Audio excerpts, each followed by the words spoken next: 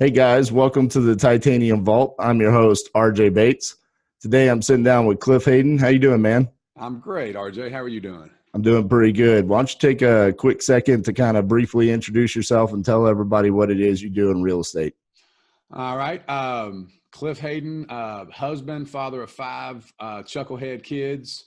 And what I do in real estate, I got my fingers in a little bit of everything. So I do rental houses, manage. We work for different banks around town, fixing up houses. That's kind of on a slow market now because the foreclosure market's kind of drying up here. And we also do a company called Show Me the Rental, which is basically what I'm on here today for. It is a lead screening service. So we found in our business, the biggest headache we had is when we had empty rental houses. We got all these leads coming in. It was hard to take all the phone calls and emails. And so we kind of systemized that to screen our leads for us. So we can kind of filter out all the bad leads and just talk to the qualified applicants that we want to deal with. Awesome. What part of the country are you in? We're in Louisville, Kentucky. Louisville, Kentucky. All right, man. So I'm a big horse racing fan. Is everybody in Kentucky as big into horse racing as I think they are? There are several. So I have several cousins and uncles that are degenerate gamblers, and all they actually do like fantasy horse racing that I didn't know was a thing. I didn't know that was a thing either. Right? Yeah, so they actually get fantasy drafts, and they're big into it. Oh man, that's actually hilarious. I mean, I'm into horse racing, but I guess I'm not into it that big. I'm not either. I enjoy actually just going to the races with them and watching them bet and all the stuff they do because they get animated. And this Derby real fast was a funny story. So I was there with my cousins and my uncles. There's usually about 20 of us to go to the Derby every year to the infield. And so if anybody watched the Derby this year, there was kind of it doesn't happen too often, but there was a change in the race. So the winner actually got not disqualified, but pushed all the way back down. Right. So my cousin had picked that winner and I guess they bet quite a bit of money, a couple thousand. And so he's jumping up and down, and you would have thought he won the world. He thought he won all this money. And then they said, okay, on a review. And then they came back and disqualified that horse. And then you see chairs flying through the infield and everybody screaming and yelling. And I'm sitting there just watching, and it was so entertaining to watch everybody's emotional roller coaster. That was a roller coaster. And just to wrap that story up, because I'm sure people don't care about our Kentucky Derby stories, but it was a crazy Kentucky Derby. This is the one year that I've ever watched it. And as soon as it was over, I had something to do. So as soon as the horse crossed the finish line, I said, wasn't my horse, turned it off and left.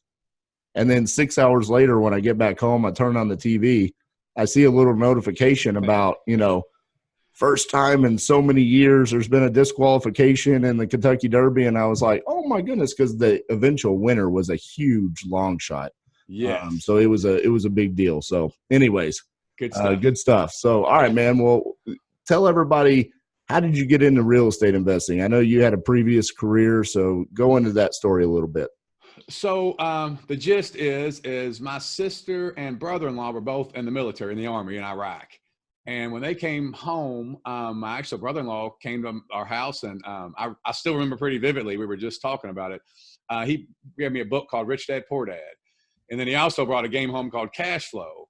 And so I remember sitting in my parents' dining room and playing Cash Flow, and just you pick cards on. You could buy houses and rent them out, and people pay you. And like that thought, I didn't even know what that was. I didn't know you could do that. And so just that hamster in my brain started running on the wheel pretty heavy. And my brother-in-law can remember me just kind of getting distant from the game and just looking off and kind of see the wheels turning. And so that's how it first intrigued me that you could do this. So my real job back then was I worked for AT&T. I was a construction worker called an outside plant technician, which was a fancy name for construction. And I worked the bucket trucks and did very well. I mean, we're a very humble, lower middle class family. So that was a good job for us. And so I was working full time there. And then with Cash Flow getting introduced to me, I hired Robert Kiyosaki's as coach, their little group, and started learning and hooked up with the local real estate club. And from there, I found a mentor and a guy named Mike Butler, he's a speaker also. And he kind of took me under his wing and just started slowly buying houses from there. And I want to say, I tell everybody, just so you know how it's not all easy, and this doesn't come to just smart people, because I'm not that smart. I work very hard and very persistent. And so I made 30 offers, I believe, right at that before I bought my first house. Wow. So I was so green. I just thought if there was a house for sale, you made an offer. I had no idea what motivated sellers were, seller finance subject to so many things I didn't know. And so I just started, okay, I just make offers on houses and eventually it'll work out. That's so funny, man. I was very similar when I first started. I went to a seminar and, I was told, this is how you make an offer. And I've told this before, but what was so funny is I understood the formula. I understood what we were trying to accomplish, but they kept saying, okay, you just make the offer. And I remember I waited all day and I was like, when are we going to get to the part where he tells me how I make an offer? And so finally he was like, all right, that's it. Any Q&A? And I'm like, how do you make an offer? And he's like, what do you mean? And I'm like, is there like a website that you go to that you submit it, or like, how do you do this? And he's like, you just write an email to your real estate agent and they'll write up the offer for you. Because at the time he was telling us to make offers on the MLS. And so I remember getting in the car, and before I could even make it home, I was already on Zillow and I was texting an agent that I knew, okay, I want to offer 150,000 on this when the house is listed for like 300,000 on the MLS. That was the same way as you. Just, it's listed, it's for sale. This is what he told me to do. So I was just blasting offers all over Fort Worth. Stop wasting my time. I can hear agents right now. Stop wasting my time. I hate you investors. You guys don't, I'm tired of this crap. Yes, I had that. Yeah, exactly. So you made 130 offers. You finally got a house. When you first started, how were you taking those houses down? Were you using your own cash? Were you using private money? How were you doing that? I was so new. So the good thing was at AT&T, I had a good job. So I had good credit. And it was the weirdest thing in the world, but they would loan you money that there was no way I could pay it back because I just had this job. And so literally I was buying on credit cards. So back then you could do cash balance transfers of 0%, no fees. And so I would get credit cards and they would send me checks for the credit cards. And I would literally just write checks. And so it was very caveman investing back then. So it was pay for cash, fix it up, refinance it. I did that over and over. And so that's how I started buying. I'm trying to think back. I probably did have an equity line also. But back then we had local banks that would loan you the purchase price money. And then I'd fix it up and put it on 30-year fixed notes, loans after that. And these are in Louisville, right? What's like a typical price point in Louisville? Our prices are going up, but usually you can get a really nice rental house between 100 to 150,000. Okay. That's pretty similar to here in Fort Worth, Texas. So. Yes. And then a lot of people, those are the nice houses, and you can go down all the way. I mean, you can still buy houses in parts of town for, 5,000, 10,000. You can get okay houses with heavy property, management intensive for around 50, 60,000. But the nice bread and butter that I like, my particular house that I buy is around 100 to 150. All right. So let's transition from that. You first got started. You were buying properties off of credit cards. Where did your career take from that point? And so at AT&T, when I first started my job, my thought process was, just from where we come from, is, okay, I'm going to work here, be a lineman, then I'm going to be a supervisor, and then I'm going to be the supervisor's boss, and I'm going to be a second level, and I'm going to work my way up the corporate ladder. I had some things happen to me in AT&T where I just kind of realized I was a puppet on a string. I don't know how to say it, but I was just like a pawn. Mm-hmm. And I got some close calls where I thought they cared about me, and I realized they didn't care. And so I kind of started doing real estate a lot more. I enjoyed it. It was fun to me. So once I figured out how to buy, I was buying 30 houses, 35 houses a year for a couple of years. Which is good and bad. Good is I was really moving, in my mind back then. My priorities back when I first started money was the goal. So if I had a bunch of money, I was going to be happy. I was going to be able to do what I want to do. All my problems are going to go away. And so I was just engulfed in making as much money as possible, which was a big problem, especially for my wife, and neglecting my kids from not being home as much to being a good father. So that was an issue. So. Real quick, I want to kind of a side point on that. We're talking about money being your goal. What some people don't understand is that when money is the goal, and when you do start making more money, there's more problems, there's more issues to solve. And when you make 100,000 then you want to make 200,000. And then when you make $1 million, you want to make 2 million. And it never satiates your desire to make more money. I mean, there's always more to be made. And so, yeah, that's a huge problem when money is the sole why you're doing what you're doing. So it's an interesting point, because this is probably the 90th interview that I've done on here. You're one of the few people that's brought that up, where you're not saying that other people disagree with this, but it's kind of taboo to talk about, right? Like, don't make money your only goal. Everybody talks about what's your why, and, it's family, God, charity, whatever.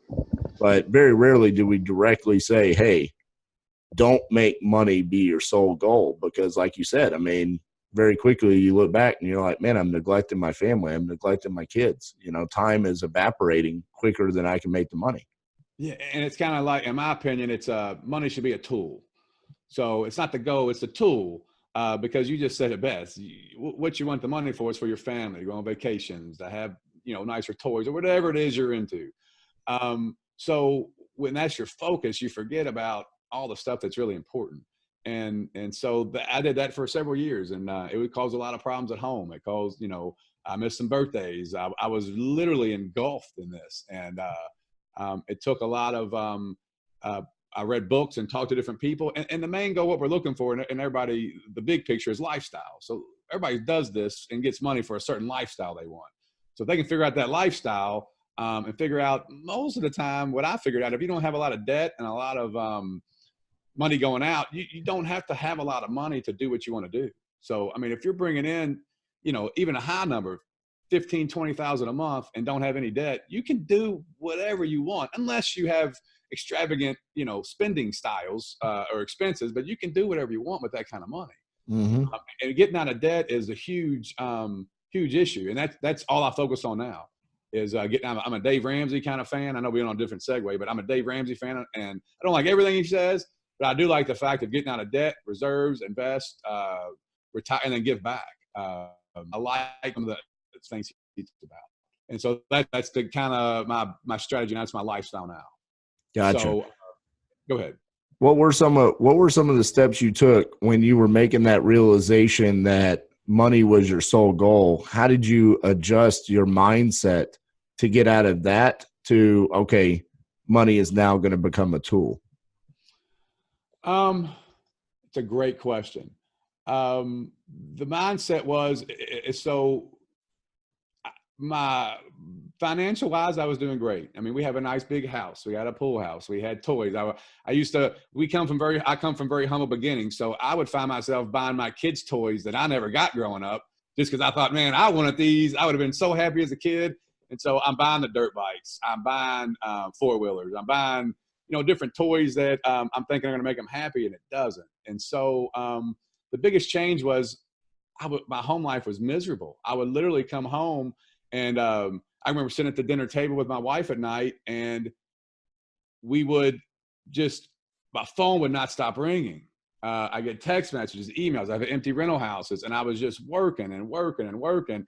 And I could feel her evil eyes just beating down on me. Like, look, you're at home with the kids. Let's be at home. Work's over. And she didn't understand, because she came from she still works for the school board. So she has a 9-to-5. So she didn't understand that when it's over, when she comes home from work, she shuts it off. Well, I can't. We're working, basically, we can work 24 hours a day in this job. And so it started changing when I was like, man, the goal here is to have a good family and a good life. Well, the money's great, but everybody at home's miserable. My kids don't know who I am. Oh, this is terrible. I'm not home all the time. They go to mom when they're crying. They go, certain things started happening at home, and I was like, this has got to change. And so that's when I started implementing systems and really started going into, okay, what lifestyle do I want and how do I get there? And so I just really started focusing on lifestyle. And I rearranged my whole business to have less headaches. I've sold off half my portfolio and upgraded my houses to have less tenant headaches. I'm working now that all the extra money I get, we're paying off debt, we're paying off houses. And that's basically what I do now. And go ahead. Well, yeah, that's an amazing point that you made there, is you sold off a bunch to upgrade your properties for less headaches. And I'm assuming that's also where Show Me the Rental came in, because I obviously you felt like a big headache in your business was screening tenants and finding tenants for your vacant properties, right? It was a nightmare. And actually, one of the guys on my team, Gary, just walked in the door. And so he's a blessing. He takes care of all the headache stuff that I don't like doing anymore. And so he's amazing. So he kind of runs the show. And so, yeah, so what would happen is, even with Gary, so we're, at the time we're managing 80, we're not astronomical, but 80 something houses. And when you got 3 or 4 empty rental houses, we would literally get 100 phone calls a day. We would get emails, and Gary couldn't keep up. So then I would help. And so I was like, there's got to be a system out here we can use that screens these leads, so we don't have to deal with, I want to knock on people, but what conversation popped in my head is Jesus comment. We call them Jesus people. And I'm very spiritual and I'm not knocking it, but Jesus told me I'd get this house, and they give you this 15, 20-minute story, and you got to listen. I'm like, I don't want to deal with it. I don't want to listen. I want the qualified leads. That's the only people I want to talk to. So we were sitting at the dinner table, my phone's ringing, and that's when the light bulb went off. Like, there's got to be a system. I went out and looked for a system that would screen leads, so we didn't have to talk to everybody or answer emails.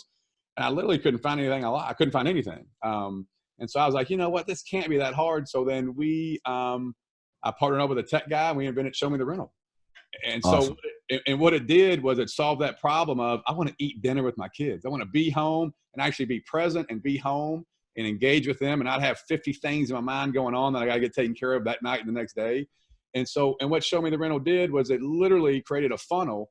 And when, just say somebody gets on Zillow and finds our houses, it literally sends them to Show Me the Rental. Show Me the Rental takes it. They send them pre-screening questions that we found ourselves asking tenants every time anyway, which was, how long you been in your current job?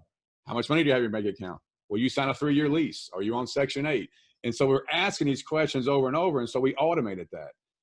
And so what we did was took all those leads that we had that were a waste, that we didn't need to talk to, and it filtered them down to just the 15 or 20 leads that are really good leads that we can talk to and get them to fill out an application and screen them from there. Gotcha. It saved us, I can't think of, countless hours and headache of dealing with the wrong people, and at the same time missing the right people because we didn't have enough time to do it all. There was just not enough time in the day. So as the landlord, when you sign up for Show Me the Rental and you have all these leads that go in there, how is this information being transferred to me as the landlord, and how am I able to read through it and decide who I'm going to call back and who I'm not? And so let me back up. We actually don't call them anymore until they fill out an application. Okay. And so what it does is Show Me the Rental. It's a lead screening. So I'm going to give you just a simple breakdown. And they can visit showmetherental.com and see how it works. There's videos and tutorials. But basically, you put the house on our system. We send it out to all the major websites. From there, the tenant will then inquire about the house. Show Me the Rental asks them pre-screening questions that you select. And then Show Me the Rental also sets up the showings. So whether you want to show your house via lockbox, via an agent shows the house for you. Some people do that. Key sign out at your office, or an open house. Actually, it'll also show it if the tenant's in the house. We do that now because we got higher end properties and nice tenants. So if the tenant actually notifies that they're going to leave, we'll put the house on the market, and that tenant will show the house while they're still living there, try to rent it before they leave. We give them a incentive, we give them some cash if we rent it before they leave. So it does all that, and then it sends the potential lead or tenant application link, and they fill out an application, and then Gary actually doesn't talk to them until they get the application.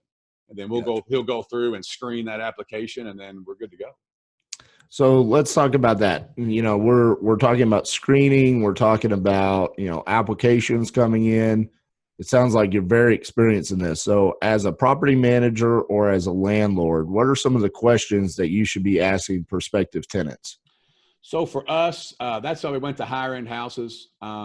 So what we learned from the beginning, and for new people, it's just a learning curve. So it's just tough to get in, jump in, and get to a certain level. I think you got those stages, and if you don't have a lot of money, you got to start at low end. But at the low end houses, I'm not knocking people, but rent might be 4th or 5th priority on their list every month. So rent's not the number. Roof over their head might not be their top priority to pay bills every month. And so you just got to deal with those on lower end houses. On the higher end houses, what we do now, our criteria is, like I said earlier, Dave Ramsey. I want somebody responsible, who's been on their job for a while. has money in the bank. They're not living check to check. They know how to take, the house they're living in now is clean. They actually landscape and they trim bushes and they take care of it. So that's what we look for now. But you got to have that quality of house to get that quality of tenant, that quality of customer, I call them. So when you talk about higher end homes, are you talking about the 100 to 150,000, or are you even going above that now? I'm going a little bit above that now. But yeah, 100 to 150 is usually good, but we're talking 3-bedroom, 4-bedroom, 2 full bath, basement, garages, and nice areas by nice schools. So we're big on, I like certain pockets, the neighborhoods I grew up in, I still actually buy there because I know the people, I know the area. And so we like those, I call them cookie cutter brick ranches with basements and garages where the family can, if they got kids, they can grow a little bit. They're not crammed in if they have an extra kid and they got 2 baths and by decent either private schools or public school systems. That's kind of what our niche is now. Are you willing to sacrifice the cash flow to have that better house, or are you still getting the same kind of cash flow? So I'm actually getting better cash flow now just because I do things a little different. So now what we do is I do a lot of subject twos. And I think those are going to be big in the future. Newer people, I would look into subject twos. I think when the market crashes, and I see the telltale signs are starting to come. Subprime lending's back now. They call it QV, Q something now is a different term. But when you start doing stated income on your loans again, it takes around 4 or 5 years, and then stuff will start, people start getting foreclosed on. And subject to loans are great because you got fixed in money. I can't get any more 30-year fixed loans. And so I like those 30-year fixed loans. If they're matured 10 or 12 years, you're starting to get down to principal only payments. So I do a lot of subject twos now. I do a lot of seller finance.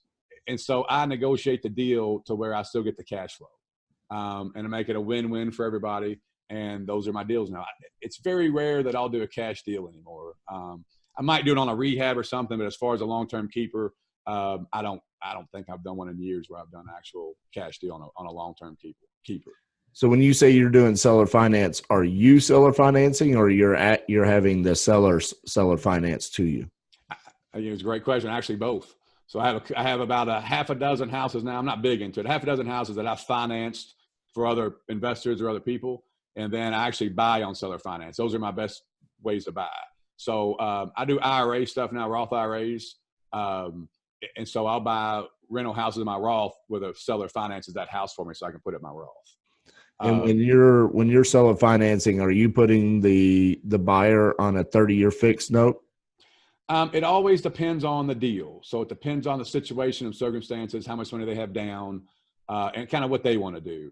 So it just depends. It's not a black and white. There's a lot of gray in there. I got you. It's funny you bring that up. And the reason why I ask those questions is because we're following a very similar path. Like, just to start creating passive income and cash flow, it was like, okay, we have to do rentals. And then I realized that's not really creating cash flow so much as we're just finding a way that hopefully we get enough money every month that we're buying this house to pay it down. Like it's very hard, especially in certain price points. There's just constant maintenance. And if you have a vacancy and really, if you do the math, like on some of these, it's like if you have and this is even with taking into consideration, 5 or 10% for maintenance, 5 or 10% for capital expenditures, 5 or 10% for vacancy. I mean, if you have one big thing go wrong, like an AC unit go out or foundation repairs or something along those lines, I mean, you're not cash flowing for a couple of years sometimes. I tell people, go ahead. I'm sorry to interrupt you. Go ahead. Yeah. And I mean, it just becomes this nightmare where it's like, what are we doing this for? I mean, it's literally just so somebody else can buy you the house and eventually you have all the equity in it. And, but with seller financing, it's a totally different animal. You actually are cash flowing. You don't have any of those issues. And yes, there's always the possibility that they could default on the loan and you have to foreclose and things like that. But so far, knock on wood, that hasn't happened to us. And have you had any defaults or anything like that? I'm gonna knock on wood too. I have not yet. No. So I have not. So, and the people I do it with, and I should say this, dude, it's somebody I know. Like I know of them, or somebody will know them. I don't. We got a group of investors in our town, and there's probably about 10 of us, and we all do a lot of deals together. That's kind of our group. And so we'll wholesale to people, we'll finance, we'll loan for IRAs through just certain people. I don't feel comfortable enough to loan to a new guy at all. And I don't sell to new guys either. So if you haven't done 1 or 2 houses, I don't wholesale to you. I just tell you to come back once you've got your, made a couple mistakes, because I don't want to be the bad guy that, gets a bad reputation because this new guy doesn't know what he's doing. So I'm real particular on who I do business with and where I do business and all that stuff. So I want to transition a little bit back to what we were talking about earlier with, you kind of implementing systems and different things, processes in your business. What are some of the best ways that, you can run your business without letting the business run you? That's a great question. And so there's a book out there called Transition. Is it Traction? I can't think. Traction. Yeah. It helped me a lot. And I always like talking to people who have a lifestyle that I wanted. I always found out when I saw somebody who was very relaxed, very calm, very happy, got to kind of spend their days doing what they wanted, I was like, okay, what do you do and how do you do it? And so I met a guy named Bart Steele from Baltimore, actually friend of a friend. And I remember talking to him. He seemed like one of the nicest, happiest guys I ever met. And I said, so what big change you do in your business to get you to, to be happy? It was one of the best things I did. I took a piece of paper, I drew a line through it. I wrote down what I like to do and what I don't like to do. And I literally ripped it in half and I went out and found somebody to do what I don't like to do. And so, and I was like, it's very simple, but very true. And so what I started doing was build my business on, we would have Gary and I have been together for 12 years. And so he started out doing maintenance on the houses. When we worked at, we worked together at AT&T. He got laid off. He was a temporary, got laid off and started doing work on the side for me, him and another guy. And then just after years of doing that, I was like, man, let's work up. And then he started handling rental houses and just kind of built his way up to kind of taking over everything. And so what I did is put systems in place on how, from a house to when we purchase a house to when we put it on the market to when we screen, we have all that stuff in order. And then Gary handles that part of it. I like doing 7-day letters. I don't like doing evictions. I hate doing that kind of. I don't like calling tenants and trying. Okay, if you're late, I don't like doing any of that. So I got 2 VAs now, and so I hired 2 VAs, and collections are another one. I have I told you earlier, I sold off a bunch of houses. Well, most of those were the headache houses that it had so many turnovers that I got collections from probably 60 people. Well, I hated doing collections, so now my virtual assistant does all my collections for me. She sends out newsletters every quarter. And so I just started getting staff in place and people in place. It's not that expensive to do if you spend time to put the details down on your business and let them kind of run it all. And then I meet with them. So Gary's in here and we have a weekly meeting. We go over our agenda with him every week. And then we figure out what we got going on and, go to the next week. And so awesome, man. So for everyone that's listening right now, and if they're in a position where maybe they're wholesaling or flipping and they're like, hey, I really want to get into creating the cash flow and passive income, and they haven't done that yet, considering your experience, what would you advise someone to do differently than what you did to get started? Great question. So what I would do, let me think real fast. I had a good job that I didn't need the cash from the rentals at all because I had a great job that paid for more than what I needed. And so I would have bought nicer, higher end houses from the beginning and gave up a little bit of cash flow, because what you're going to get also is you don't want to live on appreciation or tax benefits. You don't make money on that. But, at AT&T, I remember I would barter with different guys, because once I started buying a bunch of rental houses, my depreciation, I would get back all the taxes I paid at AT&T. So I would be getting back $18,000 checks every year.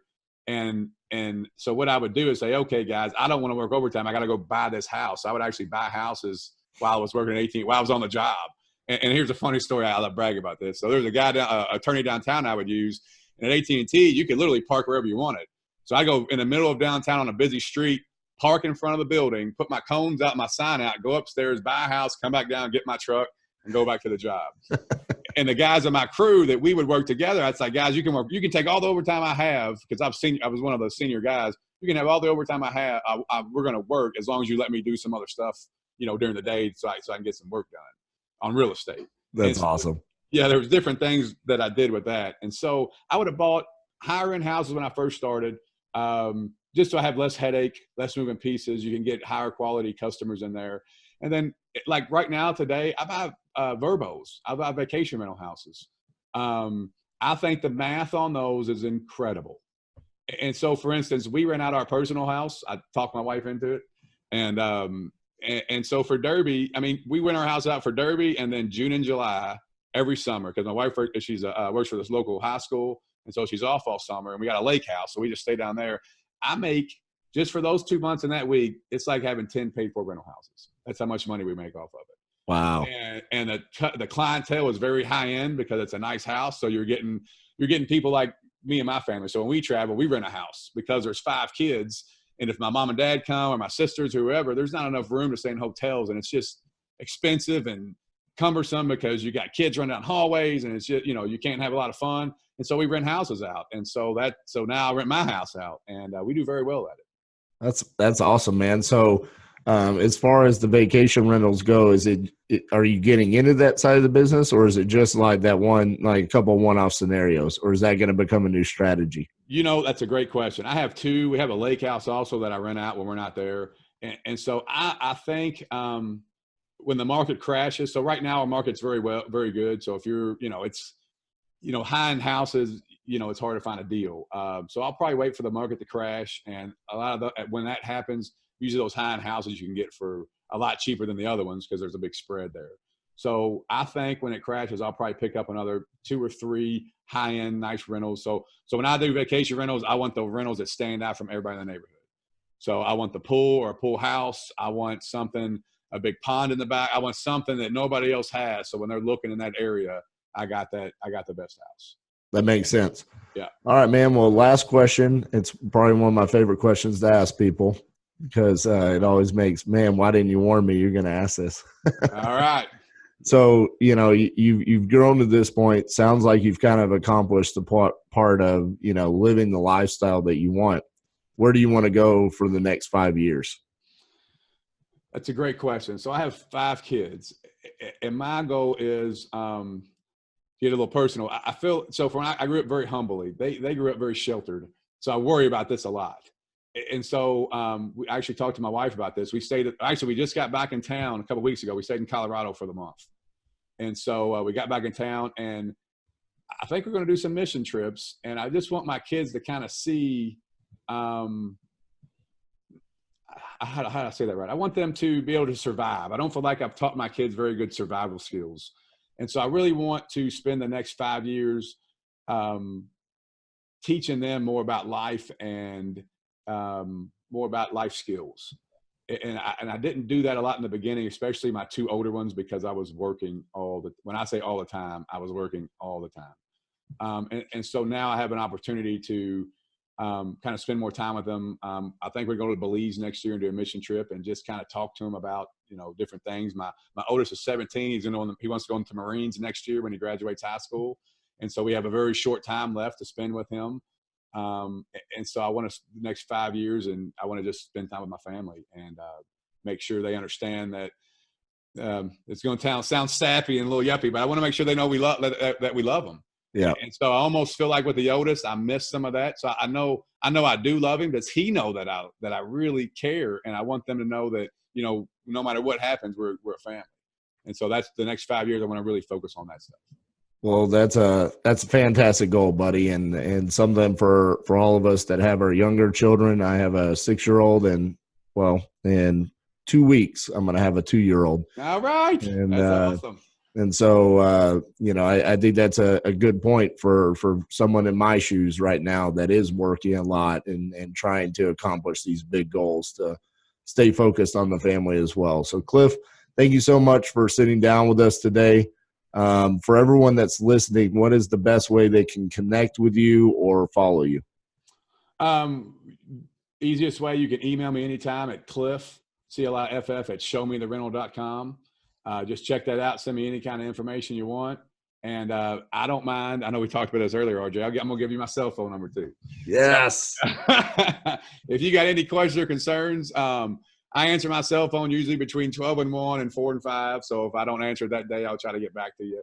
But if you want to call me, got any questions or any advice, I like helping. That's kind of that's my goal now. And I do a lot of deals just from helping people. I tell everybody the short money is you want to pass up on just, you want to get that quick cash, but that's short money. If you help a lot of people and take care of them and do good by them, the deals just start coming in, just from being around people that are aggressive, and you help them and try to make them better. And so you can call me on my cell phone. It's 502-641-8781. Again, 502-641-8781, and I'll help you any way I can. Just to wrap this interview up and show how much wisdom Cliff brought to the interview today. He's talking about their, short money, and if you take care of people, the deals start rolling in. The first time that I ever did an interview on camera was at Propelio, and Ryan Harper and he was interviewing me in the Propelio studios. And that morning I had gone to a gas station to get a drink, and I saw my buddy Freedom Johnson had left his business cards on the counter of the gas station. And I just thought that was such an ingenious idea, because it's a neighborhood that, everybody would love to buy houses in this neighborhood, right? And this is at the gas station that's right on the corner of this neighborhood, and they were just sitting right there. It says, I buy houses. I'll stop foreclosures, all these different things. And I made a comment about how great of an idea that was for Freedom. I don't really know Freedom. I think I've probably met him once, but I referenced him in that. I've talked to him a couple times online where he was just asking for help, and I gave him the help that he needed. And then today he brought me a deal, and he said, hey, do you want to co-wholesale this together? And I told him, I said, hey, I've got an interview this morning, and then I'll get right to you.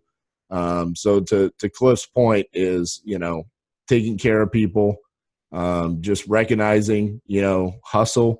I didn't do that thinking, hey, if I show recognition to Freedom in this interview, I'm going to get something out of this. I literally was like, I stop at that gas station pretty regularly. Why haven't I done that? I was recognizing, hey, that's a great move on his part. So, Cliff, thank you so much for all the wisdom that you brought to today's interview. I'm definitely going to personally be checking out showmetherental.com, see if that can help us with our rental properties. Guys, if you enjoyed today's episode, if you're watching on YouTube, please give us a thumbs up. If you're on iTunes, please give us a 5-star review. If you want to give us 4 stars, keep it. Give it to somebody else. Only give us 5 stars. All right, guys. Appreciate your time, man. Thank you. Thanks, so much. Cliff. Bye-bye. Thanks so much for listening to the Titanium Vault with your host, RJ Bates III. For more info and to stay up to date, visit www.podcast.thetitaniumvault.com and on facebook.com/The Titanium Vault. If you enjoyed the episode, please rate and review, and we'll catch you next time on the Titanium Vault.